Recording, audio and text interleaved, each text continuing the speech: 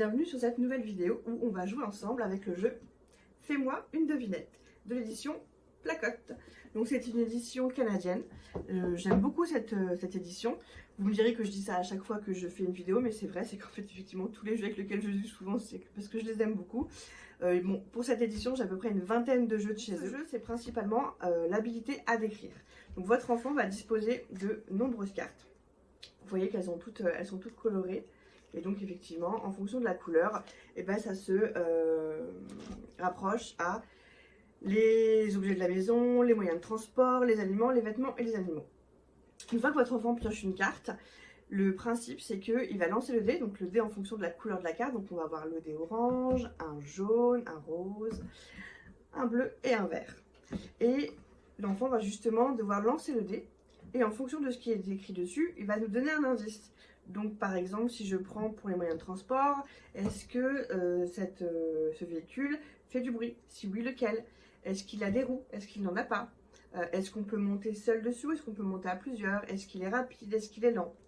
Par exemple, pour les vêtements, est-ce que c'est pour un garçon? Pour une fille? Sur quelle partie du corps ça se met? Est-ce que c'est un objet qui est dur ou qui est mou? Parce qu'on peut retrouver par exemple le casque de moto, le casque de vélo. Effectivement là il faut pouvoir préciser, est-ce qu'on met ce vêtement lorsqu'il fait chaud, lorsqu'il fait froid? Pour les objets de la maison, on va avoir de quelle couleur est cet objet?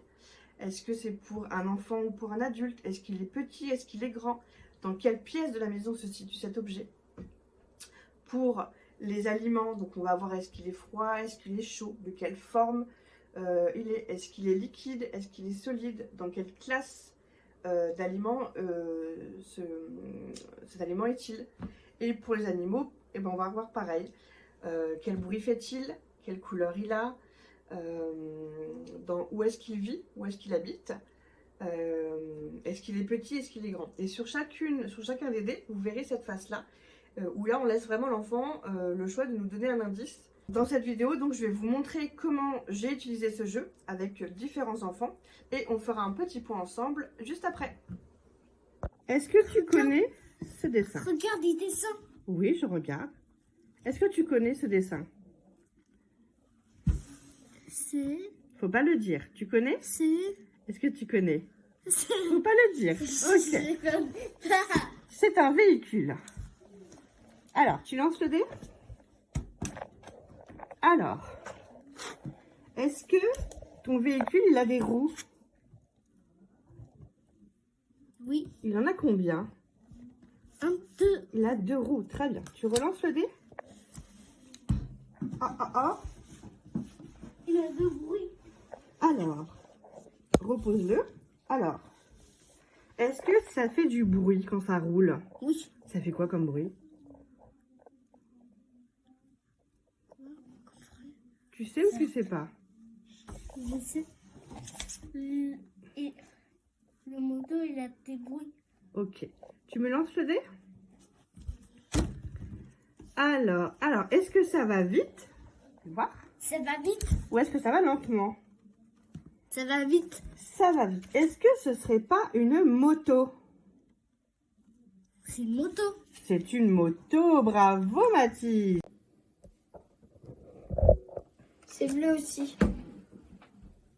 Alors c'est bleu aussi, donc c'est quelque chose qui se mange. C'est liquide ou c'est solide? Liquide. Ça se boit ou ça se mange? Ça se mange. Alors c'est solide. Ok, solide. À quoi ça sert? Ah, qu'est-ce qu'on... T'as un indice à me donner? Non. Alors c'est quoi? Est-ce que c'est un fromage? Est-ce que c'est un fruit ou un légume? Est-ce que c'est une viande?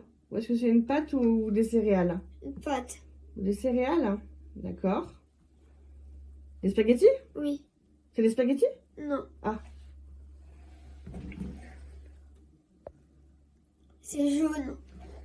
C'est jaune. Des frites. Oui. Bravo. Comme vous avez pu l'observer, la tâche de d'écrire est plutôt une tâche qui est complexe pour un enfant.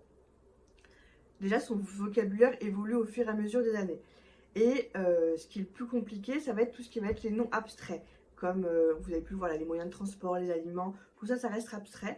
Et en plus, on a les adjectifs qualificatifs à ajouter. Donc le froid, le chaud, petit, grand, moyen. Donc faire une devinette, c'est le moyen en fait pour un enfant amusante d'acquérir cette habilité à décrire.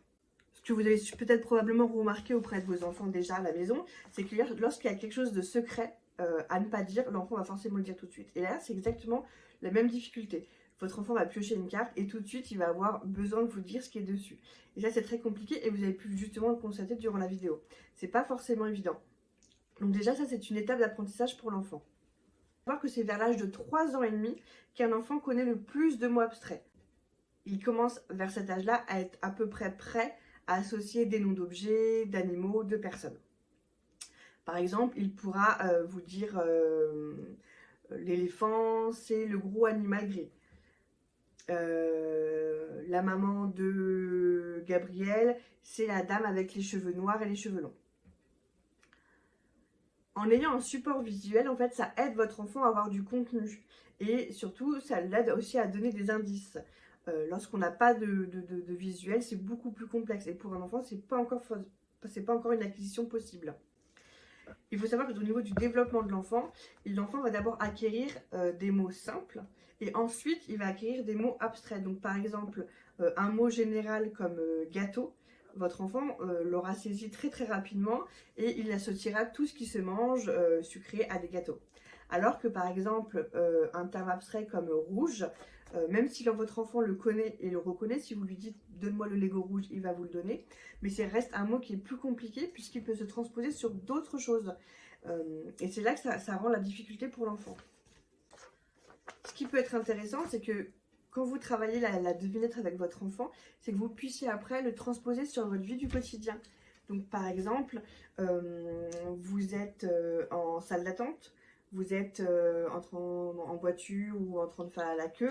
Ce sont des temps qui sont plutôt longs pour vos enfants, et bien vous pouvez se saisir de ces temps-là pour lui dire, bah, regarde dans cette salle, dans cette pièce, là il y a un tout petit objet qui est rouge. Est-ce que tu peux me le trouver? Est-ce que tu peux me dire ce que c'est? À votre enfant de trouver et ensuite à votre enfant de faire pareil, de décrire quelque chose et à vous de deviner. Vous pouvez faire exactement ce même exercice quand vous êtes en train de lire une histoire le soir. Vous pouvez lui demander, dans cette page, il y a un animal qui est petit, jaune, avec des poils, avec des plumes. Est-ce que tu peux me le montrer? Et votre enfant ensuite de vous le montrer, mais de faire aussi une devinette par la suite. Autre objet du quotidien, enfin autre jeu du quotidien que vous pourriez faire, c'est prendre l'habitude de décrire quand vous parlez à votre enfant. Par exemple, vous êtes devant l'école, tiens, la maman de Gabriel, c'est la dame avec les cheveux longs et noirs. Ainsi, votre enfant intègre dans son vocabulaire de faire des phrases aussi plus complexes et plus longues. Merci d'avoir regardé cette vidéo. N'hésitez pas à vous abonner si vous voulez être informé des prochaines vidéos. Je suis déjà en train de monter la future. Et j'espère vous revoir très vite. Merci beaucoup, au revoir.